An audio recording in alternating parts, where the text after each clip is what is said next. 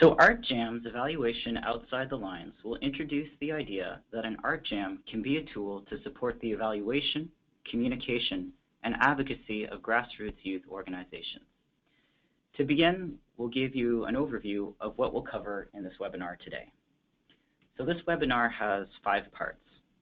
First, I'll detail a practical art jam model for designing and facilitating art jams.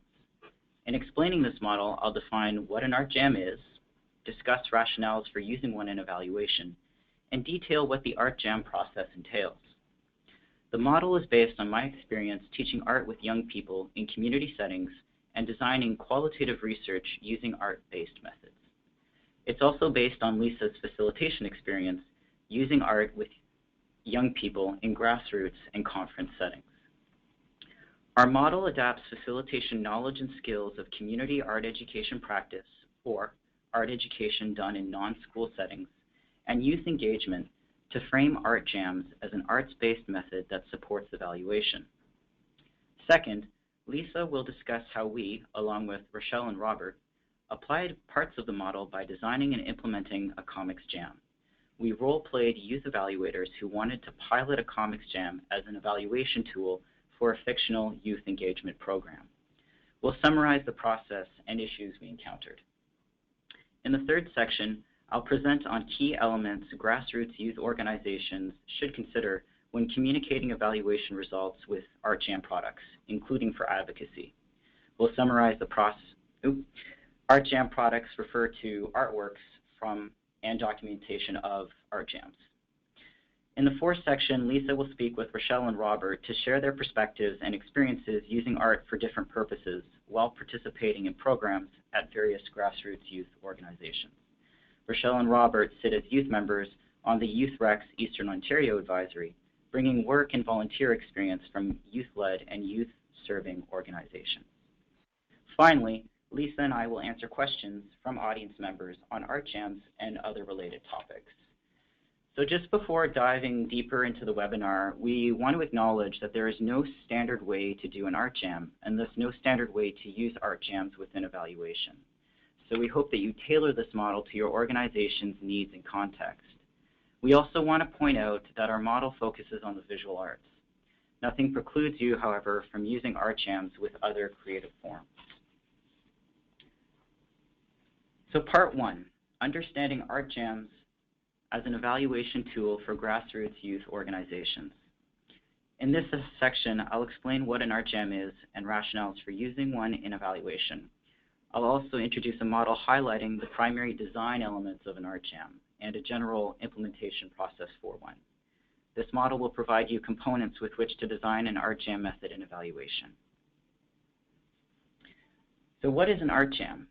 An art jam is a gathering of individuals who make art by way of collaboration, improvisation, and response to others' artistic contributions participating in the jam. Art jams are similar to jam sessions commonly found in jazz.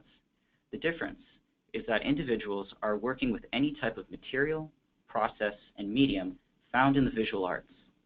These jams can range from creating comics to building sculptures.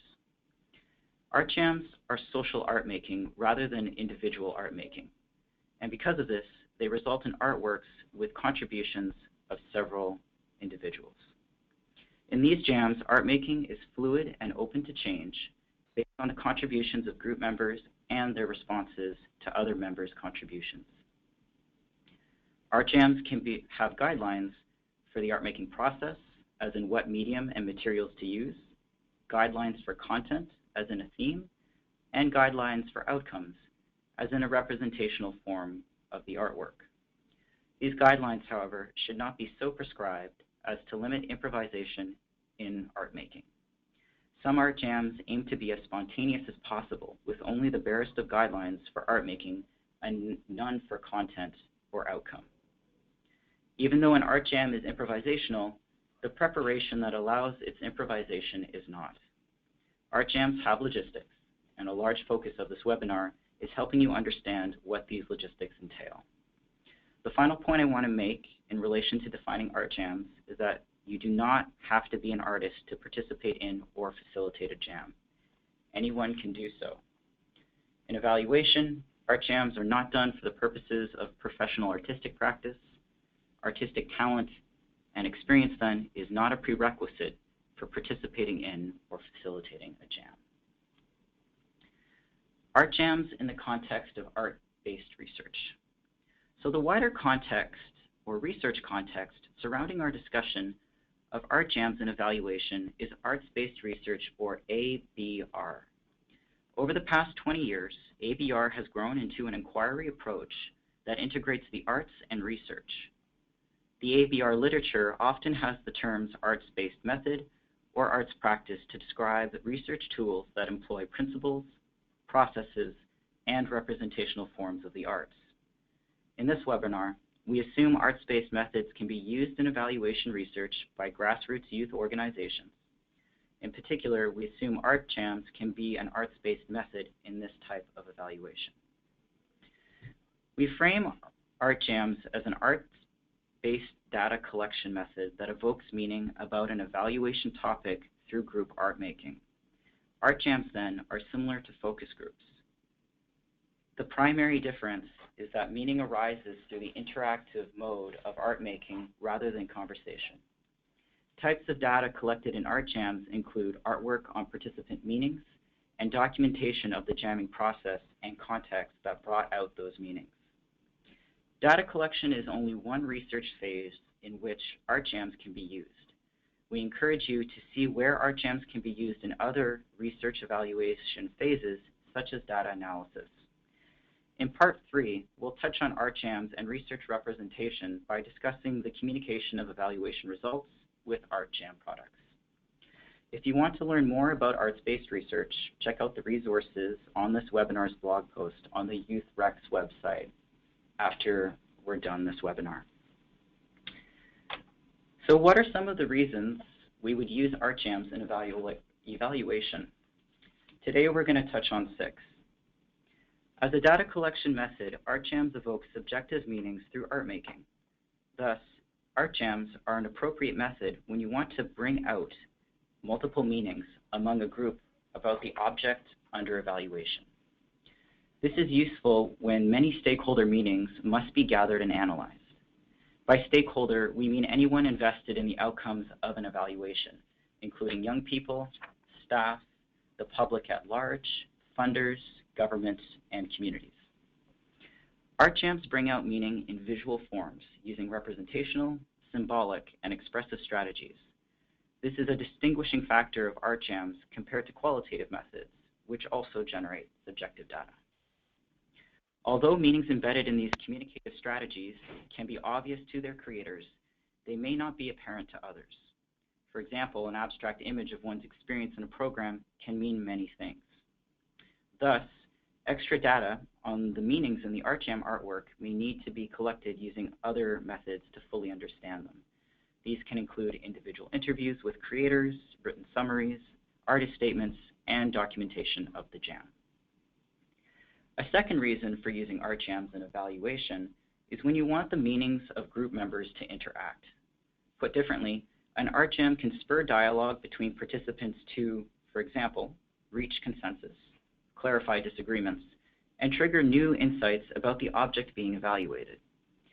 In art jams, artworks are a springboard for dialogue as group members collaborate on an art piece, explain their artwork, and respond to the artwork of others.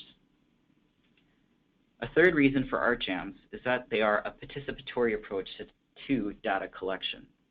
Collaborative art making provides a structure for young people to generate and collect data. The design of the method can also be participatory in that young people can devise and facilitate a jam as an evaluation method. Don't assume, however, that art jams are inherently participatory just by having young people participate in them. Like other participatory evaluation methods, art jams should be designed with principles of meaningful youth involvement in research. As a fourth reason, art jams are an exploratory tool in evaluation. They are improvisational art making, a process that supports the flexibility and openness in thinking needed when an evaluation requires new ideas and solutions. As a fifth reason, art jams can build young people's artistic capacity. As a collaborative platform, young people can exchange artistic knowledge and skills among each other in art jams. Many young people have much they can share about art making with peers to build their artistic capacity. Young people can also partner with adults, such as an art educator or another artist, to help develop their artistic capacity even further. Art skills can seem technically complex and only for professional artists and the artistically inclined. However, they can be adapted for different ability levels. With the right encouragement, most young people can learn art skills. And in fact, most young people have a basic knowledge of art that they gained in their elementary and secondary education, and this may be drawn upon as a starting point in art jams. Ultimately, though, the learning about evaluation topics that happens in art jams is more important than displaying artistic talent or rendering a quote-unquote beautiful artwork. Keep in mind that art jams can also build youth capacity around research when young people design and facilitate them as an evaluation tool. Finally, outcomes of an art jam, so artwork and documentation of the jamming, can engage audiences with evaluation results through more diverse modes of communication than a conventional text evaluation report. We'll expand upon this rationale, or this reason, in part 3 of the webinar when we discuss art jams in evaluation, communication, and advocacy. I've stated 6 reasons for why grassroots youth organizations may use art jams in evaluation, but there are many others. Those reasons will become apparent as you think about the role of art jams in your evaluation and what visual art can do. So now we'll move towards understanding how to design and facilitate an art jam through a practical model. This art jam model has 2 parts. As you see on the slide, design elements on the left and implementation on the right. Both are subdivided into 6 components. The circles symbolize that each of the 6 components are interconnected. The double-headed arrow also indicates that both parts of the model interrelate with each other. Young people can be engaged as equal partners or leaders at any point in this model. So design elements are a series of important factors in the design of an art jam. As you can see on the current slide, the model has 6: goals and rationales, objectives, contexts, facilitator, scope, and art, media, and activities. In explaining these elements, I'll suggest questions to help frame your art jam design. Goals and rationales. Using your overarching evaluation goals to guide how you integrate an art jam into your evaluation. For example, if a goal is to have young people participate meaningfully in the evaluation, an art jam should support that end. Then, explain why art jams support your evaluation goals. To do this, you can draw on the reasons for art jams presented earlier. For example, you can explain that art jams provide a structure for participatory data collection through collaborative art making. A common way to rationalize methods is to explain how they achieve evaluation goals in ways that other methods can't. Given this, think about what unique contributions art jams will make to your evaluation compared to your other methods. Setting clear rationales for art jams means you can justify their use to a range of stakeholders. Making the case for non-traditional tools of evaluation, such as art jams, is important if your funders set quantitative measurement standards as the preferred benchmark. In considering your goals and rationales, framing questions might include: what goals are guiding the integration of an art jam into our evaluation? What similarities and differences exist between the goals of art jams and the goals of evaluation? Why are art jams needed in our evaluation? What can art jams reveal about our program that other evaluation methods cannot? And how will our evaluation partners and funders react to an art jam? Objectives. Set specific aims that outline actions you will take in your art jam to achieve your goals. For instance, objectives to support the goal of having young people participate meaningfully in an evaluation may be to 1, train young people in the facilitation of art jams through 2 workshops, and 2, to have a youth advisory committee lead the art jam design. Framing questions to set objectives might include: what steps will we take with the art jam to fulfill our evaluation goals? And are the objectives we set attainable in and appropriate for the context of our evaluation? Context. Understand the contexts in which your art jam will be situated because they will affect its social interaction and art making. Moreover, cultural, historical, and many other contexts usually intersect to affect a jam. Given that core characteristics of art jams are social interaction and working with art materials, the social and physical context of a jam are especially important to consider. Physical context is the actual space the art making will take place in and includes the size of the space, quality of lighting, and the arrangement of art materials.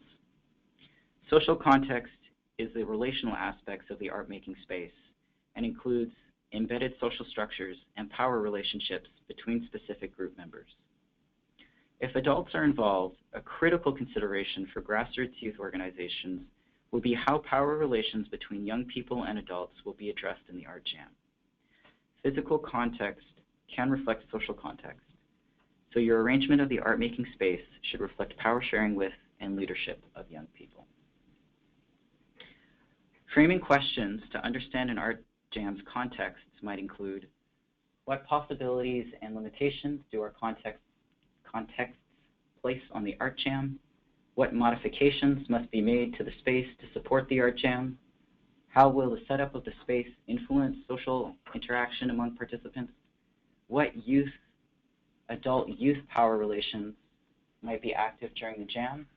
And how can the jam be designed to equalize these relations? Facilitator.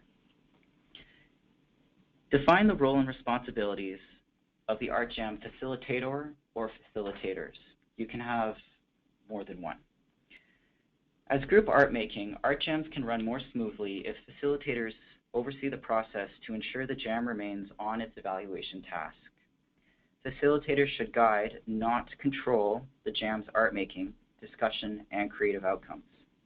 Doing so would hinder the improvisation and responsiveness that an art jam is intended to have. The skills of art jam facilitators encompass those in focus group facilitation and facilitation with young people. Those in the audience will likely be familiar with what constitutes good facilitation skills, so I'm not going to focus on them here. You might be thinking, however, are developed visual art knowledge and skills required by art jam facilitators? And my answer is, it depends on the jam. As a jam's art making becomes more complex and its scope widens, facilitators may need to help from those with experience facilitating art making in a group context. An art jam with several groups using multiple art media is more complex than an art jam with a small group doing one art activity. If you feel it will enhance the jam, consult or collaborate with an arts expert. Contact art educators, teaching artists, community artists, or other artists who have experience with facilitating group art making. Framing questions for defining a facilitator's role might include: how can young people become art jam facilitators or facilitator? What is the scope of the facilitator's role in designing and implementing the art jam? How would an outside arts expert enhance the jam? How would an outside arts expert hinder the jam? Scope. Scope focuses on the extent of things in your art jam and involves determining very practical issues in the jam's design. It includes the number of jams, amount of time you need to accomplish your evaluation tasks in the jams, how many participants, and your group size. Often these dimensions are interrelated. A large group size may require more jams to ensure all participants are meaningfully involved and to capture multiple meanings. Do not hesitate to conduct more than one art jam or extend a jam if it will enhance the evaluation and your methodological approach allows it. Scope also involves the range of content you will address in your jams. You'll need to decide what and how much you will cover in questions, themes, or discussions. Framing questions for determining an art jam scope might include: how many art jams do we need to cover our content meaningfully? At what group size does individual participation in art making get cut short? The final part of the model for design elements is art media and activities. Art media and activities should be selected in relation to the other design elements. Goals and rationales, objectives, contexts, facilitator, and scope will impact what art media and activities you choose. For example, if your objective is to have a youth advisory committee lead the art jam design, they may select an art form that they consider youth-oriented, such as graffiti or comics. Selecting art media and activities also involves thinking through what materials you will need for the jam and how you will access them. Budgets are always a factor determining the quality and quantity of art supplies for a jam. However, many supplies can be simple, donated, found, and reappropriated. As a tip, ask your local art store if it offers a discount for community-based art projects or programs. Depending on the art jam, you might qualify for a discount on art supplies. Framing questions for selecting art media and activities might include: what characteristics of these art media and activities support our evaluation? How do the art media and activities need to be adapted for the art jam's context? Do the facilitators have the art knowledge and skills for the jam? Are the art media and activities accessible to those participating in the jam? What type of materials do we need for the jam? Where can we access these materials? Okay, so the second part of the model describes stages in an art jam implementation. And there's 6 general stages: introduction, motivation, jamming, response, cleanup, and setup. Setup. Setting up a space for group art making involves more than throwing up tables, chairs, and materials. When you set up a space for an art jam, you are in fact curating the space to evoke particular social interactions, interactions with physical context, and interactions with artwork. In other words, you are curating the space to evoke a particular experience among participants. You need to be mindful then that your arrangement of space affects how people think and feel during the art making. Considerations of physical context and how dimensions of this context will affect the art making are paramount at this stage. Modifying the physical context for the scope of the jam is also important to keep in mind. Because setup is so important, visit the space where you will hold the jam in advance to figure out how it should be organized. Remember that the physical space may need to be changed during the jam depending on how it progresses. In setting up a space for group art making, you may consider how art materials can be arranged to encourage exploration and exchange among participants, if a display area is available to show in progress and completed artwork to the entire group for discussion, if there is space for individuals or smaller groups to break out from a larger group. Introduction. Explain the rationales and objectives of the art jam to those participating and provide a map of how it will pan out. This puts everyone on the same page. In laying out the art activities of the jam, the introduction may include a short discussion on the art media being used, its techniques, vocabulary, and artists who use the art form. If you want a more spontaneous art jam, you can forgo this step. For art novices in a group, however, introducing art media helps to expand the range of creative possibilities available to them in the jam. During introductions, you may set ground rules for respectful social interaction that consider the art jam's social and other contexts. Safer space policies are examples of such ground rules. Many grassroots youth organizations already have ground rules, and you can adapt these for your art jam. In relation to jams, though, you'll need to consider ground rules for group art making, including such things as how participants should respectfully interact with the space and materials, how participants should interact with other group members' artwork, address barriers to participation in art making, including beliefs of I have no talent and I'm not an artist. In the case of intense emotional reactions evoked by artwork, you'll need to address how these will be worked through and what supports are in place. Motivation. Facing a blank piece of paper when beginning an artistic process can be an intimidating and discouraging experience. Just coming up with something creative is difficult, and this can easily happen in a jam without a guiding frame to give participants ideas or a creative spark. In these circumstances, using motivational strategies can provide momentum to get an art jam going and help participants form ideas for the jam. Some motivational strategies include discussions, YouTube videos and social media, art demonstration or warm-up activities, art-based icebreakers, and examples of artwork or art-based evaluation. Remember that if you provide examples of artwork, show a range of ability levels so that all individuals in the group can find a style that they relate to. Showing only professional artwork can give the impression that that level of artistic ability is the expectation in the jam and may discourage some participants who feel they need to reach that level. Jamming. How you design an art jam and specific art media and activities is your choice. An art jam, however, is defined as an improvisational art process, so outlining a fixed procedure of how the actual jamming should pan out would be uncharacteristic.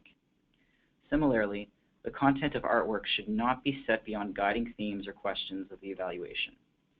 Artistic styles should not be decided by anyone but individual participants because their style reflects their subjective interpretation of what is being evaluated. That being said, facilitators need to monitor the jam's art making to see if the process is on track to reaching its goals and to observe what collective and individual meanings are emerging in the artwork and art making. Feeding these meanings back to the group for discussion can foster dialogue among participants. With the consensus of the group, don't hesitate to change directions in the art jam if something important emerges that needs to be addressed or if a particular art process is not working. Think about how you will document the jamming. It can contain valuable data on the context and process through which participants' meanings emerged. You can photograph and/or video the jam, and there certainly may be other options for documentation than just photography and video. Try to designate one person to document the process rather than trying to juggle documentation and facilitator responsibilities. You may miss important data if your attention is divided between both sets of responsibilities. Just as we are conscious about protecting participant confidentiality in research and evaluation, consider if you need confidentiality measures when documenting art jams. For example, photographing only hands with artwork and excluding identifying features. Response. After an art jam, the group should reflect on and respond to the process, context, and meaning of their artwork. This will provide a deeper understanding of participants' artwork that is not evident when interpreting it alone. It will also give participants a chance to interact with others' perspectives and experiences embedded in the jam's artwork. Try to document the response discussion. It can provide data to more fully understand participants' meaning in the artwork. When discussing the artwork as a group, having adequate space to display the artwork for everyone to view is important. Participants who are not comfortable sharing their perspectives in the group should always be given the right to pass and offered alternative ways to communicate the thinking and process behind their artwork. For example, they could discuss their artwork in an individual interview. The final stage is cleanup. In ending the art jam, determine how the art-making space will be put back to its original state and where and how artwork and supplies will be stored. Just as we protect the data collected in evaluation and research, artwork with confidential information should be safeguarded through specific measures. So that concludes the first section, and I'm now going to pass it on to Lisa for part 2. Thank you. Michel and I, along with Rochelle and Robert, conducted a small art jam. We applied parts of the art jam model by designing and implementing a small art jam for a fictional youth engagement program called Participate. We role-played youth evaluators who piloted an art jam as an evaluation method.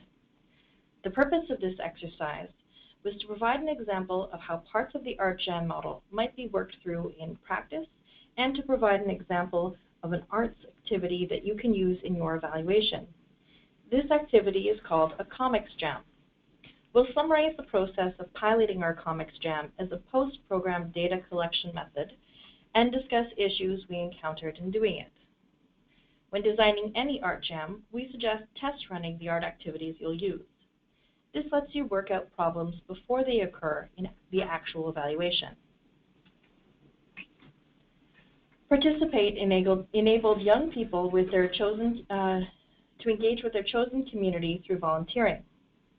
In this program, young people participated in workshops to build volunteer capacity, which included building skills around leadership and cultural awareness. After the workshops, young people volunteered to benefit their community. As an art jam, a comics jam is a collaborative, improvisational, and responsive art activity using the comics medium. In it, a person begins a comic by drawing a panel and then passes it to another person. The person who receives the comic then adds another panel. This draw and pass action continues until everyone in a group has contributed a panel to the comic. The outcome is a comic drawn by multiple authors. We adapted the comic jam design found in Jessica Abel and Matt Madden's 2008 comics creation textbook, Drawing Words and Writing Pictures. Their version of this activity can be found on the Drawing Words and Writing Pictures website, seen at the bottom of the current slide. We adapted Abel and Madden's format to create a basic process for our comics jam. We wanted to conduct a post-program evaluation that would bring out young people's meanings and engagement in Participate, and to have these meanings interact.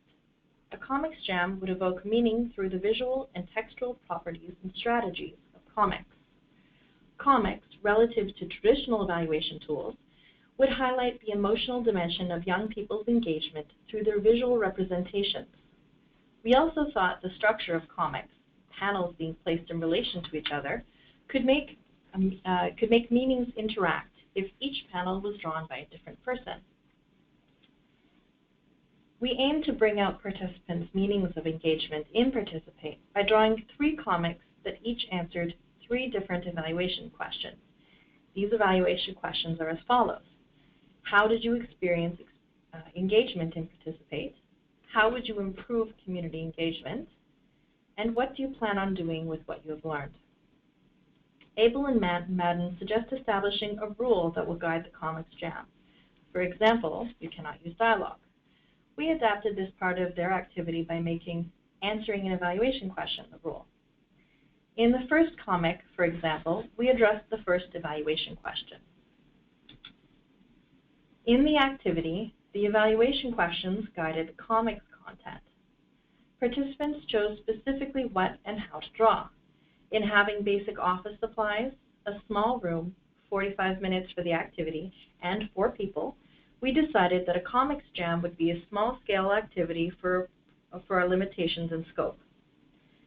A dimension of the activity, time, did, however, influence how participants drew. By setting a 2-minute time limit for drawing panels, everyone kept to a simple drawing style. As you can see, here are the images of our comics jam materials that we used. The jam was a pass and draw process with the following steps. As a facilitator, Michel explained the activity and its evaluation rationales and objectives. We had 4 individuals, so each person's comic was divided into 4 panels. Each person drew the first panel of their comic for 2 minutes. The 2-minute time frame was often extended to 4 or 5 minutes by Michel to let some individuals finish their panels. At the end of the 2 minutes or longer, each person passed their comic to the person on the left. As you can see, here are the images of us drawing our first panel.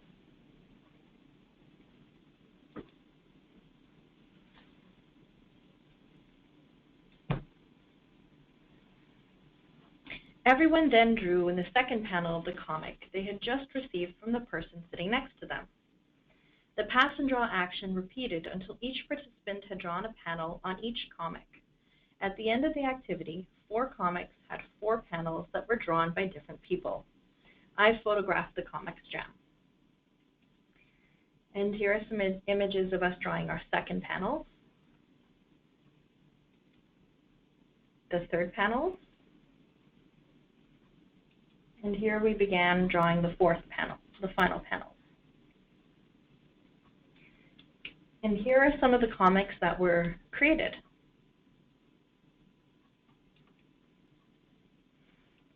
So within our 45-minute time frame, we only answered the first question through the 1 round of comics drawing.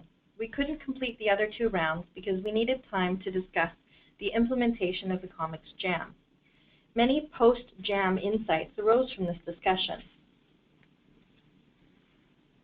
As a tool that can generate information and reflection, a comics jam can be done at any point in the evaluation process. We realized as a group that the jam could have been done as a pre-program evaluation activity to record and understand what young people's expectations of engagement in Participate would be. When paired with a post-program comics jam, consistency or changes with young people's perceptions of the program could be compared. One participant also remarked how the comics jam could be used as a board activity for planning and evaluations design. We discussed how comics jams can be used in conjunction with other evaluation methods, such as surveys. The jam generated qualitative data about participants' perceptions, experiences, and emotions. In particular, the comics were a direct expression of how individuals were feeling about the program. Such data could be paired with quantitative data from surveys showing more general trends. In our comics jam, all participants contributed to a panel to all of the comics. We realized this had an effect of both guiding answers and expanding insights. Guiding answers happened when a participant would base their drawing style or content on the previous or surrounding panels. This also happened when a participant would perceive pressures to avoid content that did not conform to what was already drawn. For example, one participant did not draw negative perspectives and experiences because they felt the participant's response, they felt the surrounding content was all positive. Such pressure to conform highlights how participants' response in art jams may not reflect their own meaning and how the evaluation context influences meaning. To reduce guiding answers, another comic would have been drawn. We could have asked them to draw another comic about negative aspects of the program. We could have also stopped in between the panels to discuss the meaning, which may have revealed the underlying pressure to conform that some group members experienced. At the same time, however, placing others' panels in relation to others also had the benefit of opening participants' thinking to new insights about the program because they could interact with others' ideas. These insights may not have arisen if not for the participants' panels. There were different working preferences in the jam regarding space and time. Some participants thought the space was too quiet. Background music and encouraging discussions while drawing were mentioned as ways to address this. Others thought that drawing and talking at the same time would interrupt concentration. Some participants liked the 2-minute time limit because it forced them to think quickly and get an idea down on paper, while others thought it was not enough time for thinking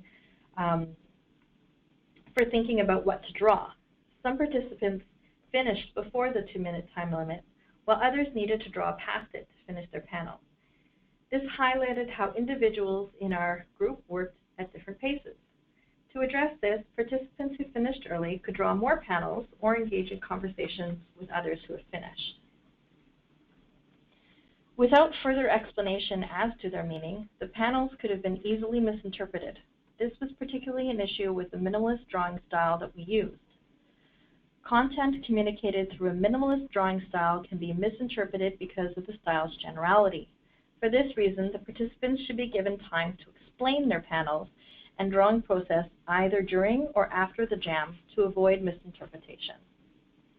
And now I'm going to hand it back to Michel. All right, so in part 3, Art Jam Products and Communication and Advocacy, I'm going to outline key elements grassroots youth organizations should consider when communicating evaluation results with Art Jam products, including for advocacy. When I use the word Art Jam products, I'm referring to the artworks and documentation of art jams. This section relates to the 6th reason for art jams and evaluation mentioned earlier. That is, to engage audiences with evaluation results through more diverse modes of communication than a conventional text evaluation report. The artworks and documentation of art jams support this reason. When seeking to communicate through diverse modes, think expansively and creatively about what research representation and an evaluation report can be. An evaluation report can communicate results in ways that are entirely arts-based or use any combination of text and different art forms. Art jams largely reside within the visual communication mode. In a visual-centric culture spurred by the internet and digital technologies, using more diverse communication modes than text to disseminate your evaluation results is important. In doing so, you disseminate results reflecting the different ways in which people process, consume, and share information beyond text. We'll outline 6 elements you should consider when incorporating Art Jam products into the communication strategy of your evaluation results. These elements are goals, rationale, objectives, content and form, audiences, and media and methods. A strategy to use Art Jam products should not be developed after the Art Jam is finished. It should be done as part of the jam's design so you can plan how you will document the products and what logistics you'll need to do so. Goals. What do you want to achieve in communicating your evaluation results? Set overarching communication goals for the dissemination of your evaluation results. For example, your goal might be to generate lasting impressions of your evaluation results among key stakeholders. These goals will reflect how you integrate Art Jam products into your communication strategy. Rationale. Explain why Art Jam products support your communication goals. For example, if you want to generate lasting impressions of your results among key stakeholders, a supporting rationale might be that visual artwork can impact individuals emotionally and thus leave a lasting impression about a result. The question, what can artwork and documentation do in communication, can help you establish rationales for using Art Jam products.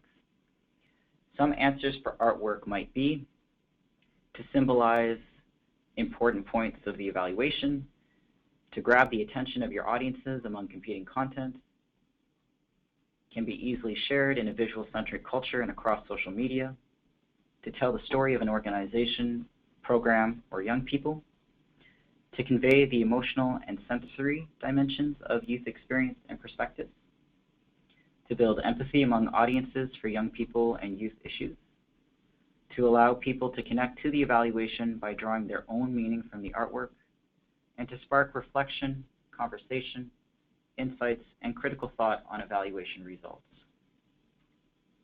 Rationales. Photographs and videos taken as documentation can do many of these things, but they can also show the action and context of an art jam in a representative way. In knowing what visual artwork and documentation do, you can explain why it can support your communication goals. Similar to research methods, there are a number of communication tools available to grassroots youth organizations to convey their results. You can also develop rationales for Art Jam products by justifying how they support your goals differently than your other communication tools. For instance, visual artwork may be better than statistics when aiming to leave a lasting impression about a result that is based in emotion. Objectives. Once you understand the communicative rationales for Art Jam products, you can set out specific aims that outline what you will do with the Art Jam products to achieve your goals. For instance, if your goal is to generate lasting impressions of evaluation results among key stakeholders, you may aim to create an online video with youth creators or have youth creators lead a video discussing the personal meaning behind their artwork as part of the evaluation report. Forming content. What are your ArtJam products about? Your ArtJam products will likely communicate content about individual and group meaning around your evaluation topics, along with content about the jamming process and the context of the jam. In using ArtJam products, pay attention to how your content is communicated through visual form. As mentioned earlier, ArtJam products communicate using visual strategies with meaning that might not be apparent to viewers. So, the content embedded in the visual forms might require additional explanation for an audience that was not involved in the ArtJam. Visual forms may need to be accompanied by quotes, summaries, narrative vignettes, and other types of explanations. If open interpretation is a goal in the communication of your results, think about how much explanation you want to provide. Also consider how the content of the ArtJam products relates to other content, both qualitative and quantitative, in your evaluation report. In the case of mixed method evaluation design, ArtJam products can be paired with numerical results generated from quantitative methods. This would give a holistic picture of both the general and particular dimensions of an evaluation. Audiences. Who are the audiences of your evaluation results? The number of stakeholders invested in your evaluation indicates the number of audiences of your results. Different audiences, though, will be interested in different aspects of your results. Funders might seek measurable indicators of impact, while young people who experience the program might seek qualitative indicators of meaningfulness. ArtJam products are appropriate for communicating meaningfulness. Also consider the audiences who are not engaged with your results and how they might be through the ArtJam products. In using ArtJam products, understand the perceptions your audiences hold about art in general and specific art media. Some audiences will not take artwork seriously as evaluation data and evidence, others will. Audiences will also relate to art forms in different ways. Young people may be more familiar with comics, for example, than realistic landscape paintings. These perceptions will affect how and if audiences engage with the ArtJam products. In other words, pick appropriate art forms for your audience. Media and methods. What specific media and methods will you use to disseminate your products? A range of media and their associated methods are available to make creative forms that will communicate your results. These media and methods will likely involve the creation of a new product, such as a video, as or with your evaluation report. You can also use interactive formats to engage audiences with results through direct contact with ArtJam artwork. Artists use a range of interactive formats to engage audiences with their artwork directly, including exhibitions, artist talks, and public displays. In the case of exhibitions and public displays, audiences interact with the artwork in person rather than a representation of it. In artist talks, audiences can hear artists speak about their artwork. To communicate your results, you can organize an exhibition or display of ArtJam artwork and have Jam participants discuss their artwork in an artist talk or some type of other culminating event. A new creative product or event doesn't need to be complicated. You can set up a one-day or short-term exhibition in your organization's space or that of a partner organization. Depending on the scope of your communication and the impact that you want to make, exhibitions and creative products can require specialized knowledge, skills, and resources that may not be available in-house. In this case, you may want to consult an arts professional. Disseminating ArtJam products also requires thinking through how participants in the Jam will be affected by their identification through their artwork or the documentation becoming public. From an ethical standpoint, a frank discussion about the benefits and risks of having artwork public should be had, and if confidentiality needs to be safeguarded, to what degree it should be safeguarded, and how. Copyright permission should be obtained from Art Jam participants when reproducing their artwork online and in print, independent of their age. Okay. Advocacy and Art Jam products. For grassroots youth organizations interested in using their evaluation results for advocacy, the goals surrounding the communication of your Art Jam products will include promoting change and action on a cause or policy. In this case, using Art Jam products in the communication of your evaluation results is a political act. With this, the remaining design elements become oriented towards influencing change and action and may spur questions such as, does artwork have political effects, and if so, why would they support using Art Jam products to advocate for change? What steps will we take with the Art Jam products to advocate for change? How can Art Jam products' content and form of their content shift perspective? Are Art Jam products appropriate for the audience we are trying to influence? And what specific media and methods will influence our target audiences most deeply? When using Art Jam products for advocacy, segments of the arts community may share similar goals as your organization or support political action through art. Thus, they can be potential allies in supporting your advocacy work. Artist-run centers and artist collectives are usually grassroots in nature, and they may help you with expertise, resources, and promotion. Institutionalized art entities, such as large art museums and galleries, may not support grassroots youth advocacy, but don't make assumptions before you've done your research.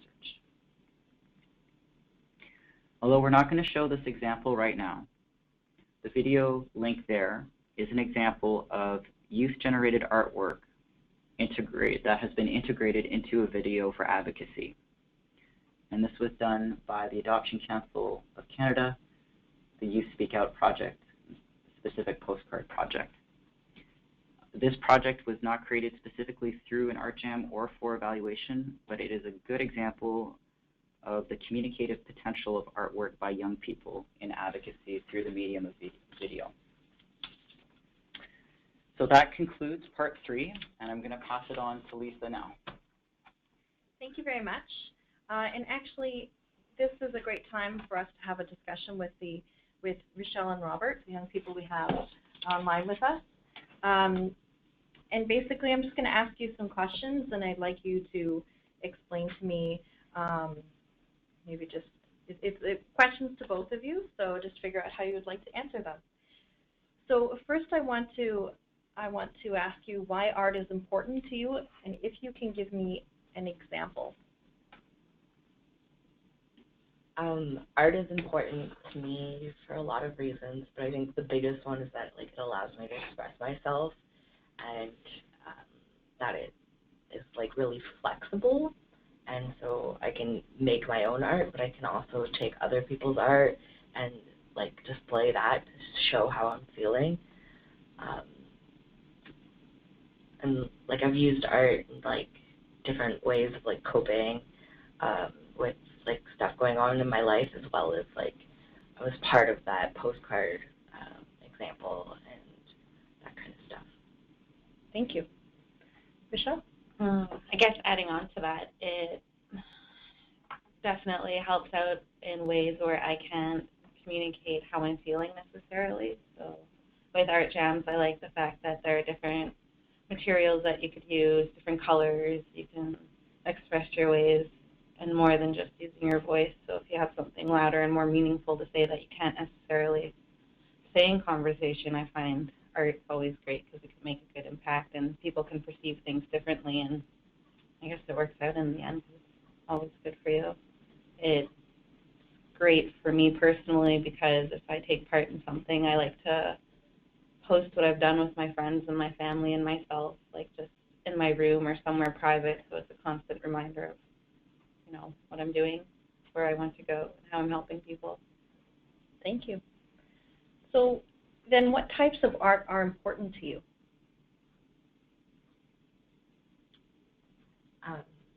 Music is really important to me, and in terms of, like, I listen to a lot of music, for one, but, like, I also played the bass clarinet in high school, and being a part of band and stuff like that was a really big thing for me, and it's really important. And yeah, I think being in that kind of group got me through a lot of really hard times, and it also allowed me to create, like, connections and friends and that kind of stuff. So that's probably the most important to me. But I also paint, sometimes I doodle, and I like to write a lot. Thank you. Michelle? The question was, what type of art is most important? What types of art are important to you? All sorts of art. I mean, growing up was difficult because I wasn't able to use my voice as much as I would have liked. And so I guess I took part in a lot of different art activities, bands. We had art classes at school during lunch hours, so I took part in a lot of watercolor. I played the trumpet. I did a lot of poetry writing, so with that also came with doodling. And then I would doodle and make more artwork, and it was just always really fun, and I got to see what other people wanted to do, and it just got like a creative edge going that I kind of never thought I had. Thank you. I see an emerging theme between both you, Robert, and you, Rochelle, of art being able to express who you are and allow you to use your voice in a way you may not be able to, but actually physically using your voice. Can you explain or give an example or share something that you were able to use art in order to convey a message?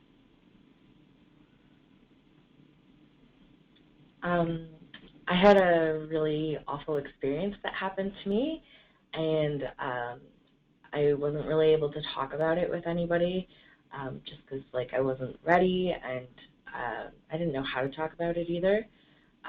And I did a painting, and I don't know if it, like, allowed me to talk about it per se, but, like, it allowed me to show that I was upset, I guess, and, like, that kind of stuff, that just really, like, allowed me to, like, show how I was feeling and, like, that kind of stuff. Thank you. Michelle, do you have an example? I guess maybe about a year ago, I took part in a video documentary of sorts where we used different pieces of fruit and split them in half, kind of find the core of the fruit, the heart of it, and we took photos of it. Different, like, over 10 fruits and everything. And I guess it was more to portray how you have to look inside to see, like, how beautiful and pretty things really are. And it was just a different type of art, I think, that just opened up a different perspective to me. And it went on to be a documentary, and people have all these fruits and stuff in galleries and stuff. So it was really fun and cool to be a part of. Perfect, thank you. And I guess, besides your own experience, are there other ways you've seen art being used as a tool for advocacy? You can draw on your own experiences too. I know, Robert, you were talking about the video, the postcard project. Are there other things that you either have used your art for advocacy, or you've seen other good examples of your peers using art for advocacy?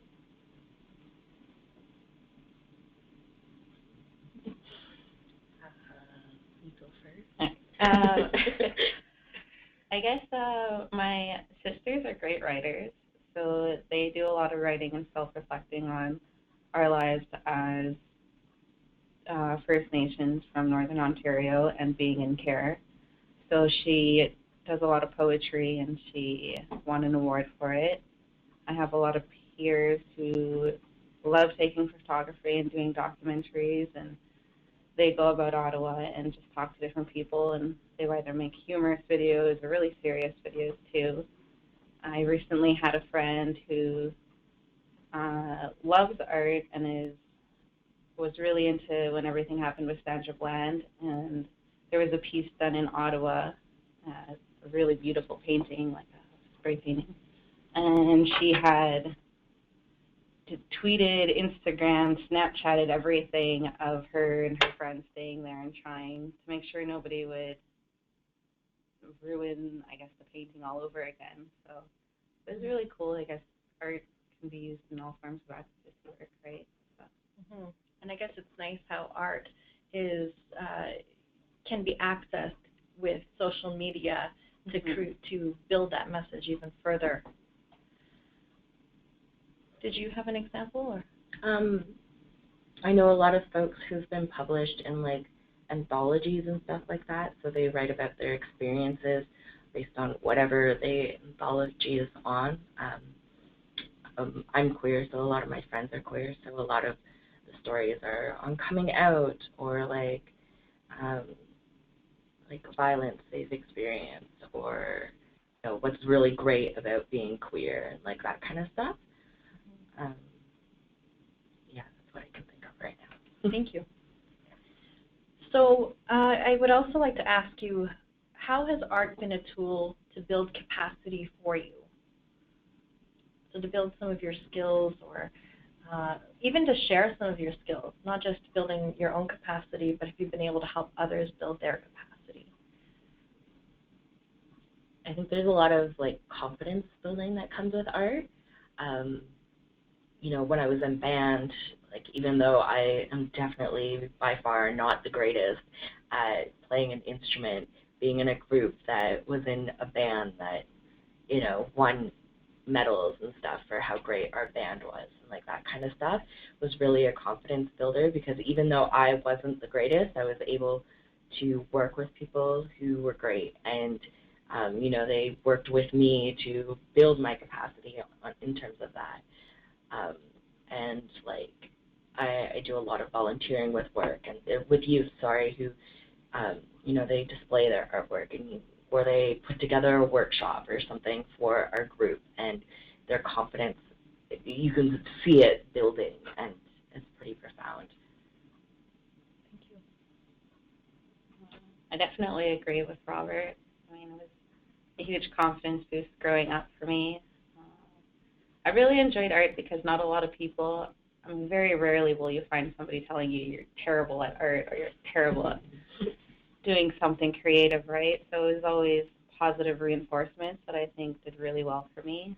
And eventually it's just meeting more people, and poetry helped out a lot too. I didn't like to talk about myself, but I found when writing and doodling I was able to talk about myself without it being about me. So eventually that turned into people wanting to know more about what I was writing about, or wanting to know why I was drawing such images, and I opened up a lot more than I normally would. So it was a great way to start with advocacy work, I'd say. Perfect. And it sounds like both of you have had some experience participating in group art making, whether it be through band or the comics jam that we did together. But what experiences, how have you participated in group art making? Can you expand on that? And is there a difference for you between individual and group art making? I think there's like a big difference, because you get like the feedback of other people. So like, when we were doing the comic jam, you talked about it already in your thing, but about how there's different perspectives that go into it, and like feeding off of each other and that kind of stuff. And doing it on an individual level, like you might talk to somebody and be like, what do you think of what I'm doing here? And they might give you some feedback, but you have to go and look for it. And often, I find that my artwork, at least, is often private, and so that I'm not looking for that feedback, and it's just mine. And especially if I'm trying to work through something, like maybe that's not always the greatest thing. So. Thank you. Sorry, I was trying to think of where this question was going. I was just asking about group art making versus individual art making, and if you want to talk about some of the other ways you've participated participated in group art making through that as well? I find group artwork is really great because when I'm stumped or I can't think of something, you could talk to other people, you could ask them what they're drawing, and it helps give a creative flow, I guess, more or less. And then individual is perfect because if I want to get on more of an intense emotional level, I have the time to just sit, do what I want to do, and make it something more powerful, I guess. But the both of them together, I mean, I would prefer starting off in a group setting so that way I can have these ideas and then eventually go home or when I have the time and do the individual, just to kind of make everything a better piece in the end. Thank you. And I was going to ask as well, what type of interactions have you had with adults through art making, and what do adults need to consider when making art with young people? My church did a mural for the front of our church, and there was, I wouldn't say she was an adult, but she was probably still a youth, but she was seen as like the adult or the support person, and she kind of led the group. And I was more there as a support and did very little of the actual mural creating, but watching her interact with the other youth who were in charge of doing the painting and stuff. Like, she was really good about seeing what people's skills were and like helping them to build on the skills they have and putting them in situations where their skills were really needed. You know, like it was a big mural that was, you know, several feet high, and like, you know, there were ladders and stuff. Some people were afraid of heights, so they were clearly not on the ladders. And some people were really good at like blending colors and stuff, so they went up to like the top where there was a tree and they wanted to blend the colors of the leaves and stuff. So she was very good at like directing people and like being really supportive, and I don't think anybody felt like their art skills weren't adequate. Thank you. I guess the only thing I could think of is growing up, there would be some adults who would just constantly ask questions about what I was drawing, why I was doing it. And sometimes I didn't know what I was drawing or what I was writing exactly. I just felt right, or I just wanted to continue doodling and see where it ended up in the end. So I find the constant questions kind of distracted me, and then I got lost and I didn't really know where I was going after that. Sometimes I guess I wanted more or less to wait until the end, or if I needed help then I would ask somebody. So I find that was, I guess, more of a negative thing about artwork and adults with younger people. Mm-hmm. So then let's say somebody such as Michel, who is an artist and art educator, what type of advice would you have for him in working with young people in art? Let them guide it. Like, you know, for the most part, art is for a reason, right? And you're asking, as like a facilitator, you want people to be invested in whatever they're doing. So getting feedback and asking them what they want to see and like what they want to do with the art, I think is really important. I was just thinking back to when we did the comic art jam, and I personally thought it went very well. We had, everything was well guidelined, and we were very communicative about things. If we needed more time, he was very polite and asked if we needed it. Mm-hmm. And then if we couldn't, then sometimes you just have to lay down the law and say, time to move on. So I personally, I thought it went great, if anything. So guidance and flexibility at the same time. And yeah, for sure. Sometimes moving along is yeah. important. Perfect. So that is all the questions I have for you. If there's anything else you want to share based on what we have all just talked about, or any other insights you want to share about the Comics Jam, you know, we do have a little bit of time for that. Good. Can't think of anything. Okay. So we're actually going to open up questions to those on the line, and it seems that we actually have a question right here. So the question from Andre is Art Jam more time-consuming than more conventional text method? I would say yes, because you require specific skills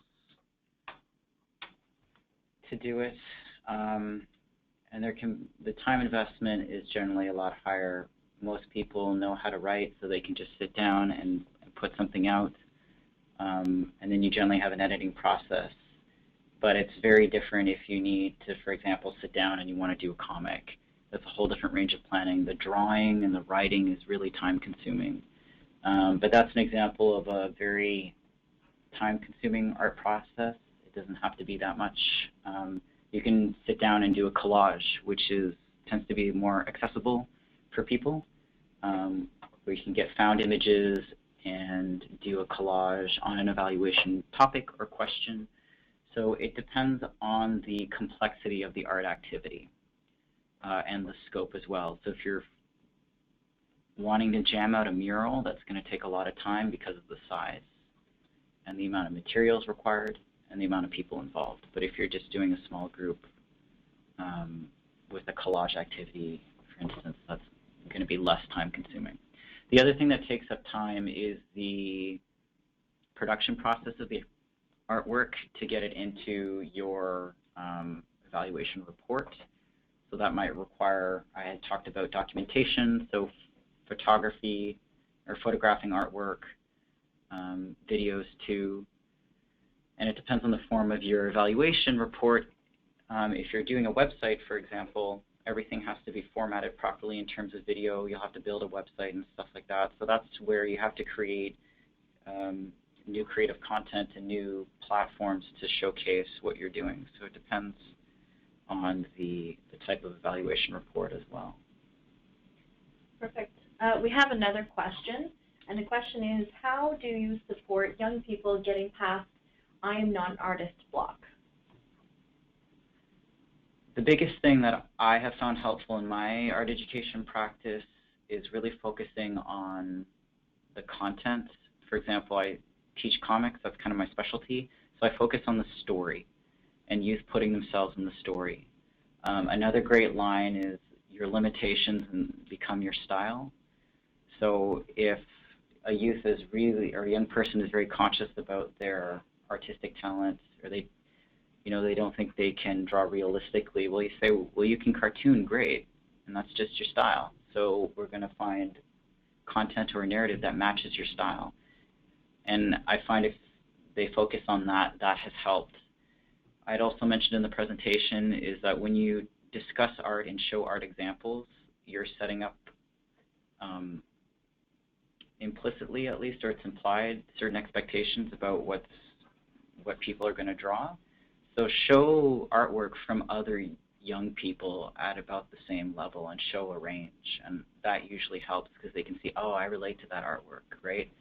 If you do art programs, if you teach often, you might have a portfolio of artwork from your students, and if you get permission from them or their parents, you can show that to other youth, and that usually gives them inspiration as well.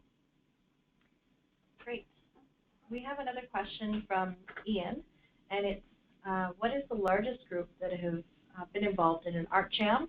How did the size impact the delivery or the art jam, with the scope and the motivation? And he's wondering specifically how you would go about involving an entire class size group of 20 to 30 youth in an art jam. Okay, I'm going to start with the last part of your question, work back for the first two through that. You can definitely do an art jam with a large group of people, up to 20 and 30 youth. There's no doubt about that. The key is in the preparation and the facilitation and what you're doing. So if you have a group that size and you want to make sure that everybody's meaningfully engaged in the artwork, you might say, okay, we're going to break out into groups of 5, boom, boom, boom. And then we're going to work maybe on smaller, different projects around the same theme, and then we'll come back together and maybe take that and put it into a larger artwork, right? So an example might be a mural, right? You want to jam out a mural. So so you can divide the sections of the mural for different groups. So 5 people can go and work on the first, the section, you know, however. And so they all have a piece of that out, and then they can come together and do it. So that's how I would go approach something in terms of a class size. The general approach would be to divide people into smaller groups. Otherwise, it can get a little bit unmanageable. On the flip side, you can do something with a large group, like with a comics jam. If you have everybody, we were going around passing in a circle, but you can have it where you have a large group of people, and you say, draw your first panel, and then you just get up when you're done and pass your comic to whoever you see is also finished. So there's a natural flow and exchange that can come up in doing that type of activity. The largest group that I've been involved in an art jam, overall, generally, I don't know. I do know they do, in communities sometimes, they do a gathering around an art jam, so they can get fairly big. I can't give a precise number, but I think 20 to 30 people is fairly large. You can definitely do something larger, but that takes a lot more people power. And how did the size impact the delivery or the art jam scope and motivation? So theoretically, the larger a group that you have, you can do a larger artwork. That's a really basic example. I had used the idea of a mural. Or you can do more artwork. You might be able to cover more content because you have more people.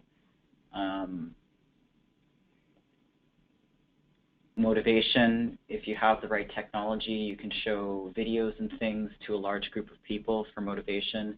And even if you have, and so for the size and the impact of the delivery, one key thing is around facilitators. If you have a large group, you have more facilitators, so you can do the amount of artwork that you want to do. You can facilitate the discussions that you want to, so everybody's involved. Around that question, size, impact of delivery, and the art jam, I'd really, your guiding principle should be meaningful engagement in the artwork, and making sure that no matter the size, that you design the art jam in a way that everybody has time to make the artwork, and they don't feel rushed, and that they feel like they're being involved meaningfully. So hopefully that answers your question. Okay, so if there are no more questions, then we're going to wrap it up, and what we'll do is if there are any Twitter questions, we'll answer them via Twitter in the next short while. So I would like to thank you very, very much, and thank you very much to Michel and Robert for joining us, and thank you, Michel. It was excellent working with you, and thank you everyone who has attended, and have yourself a great day.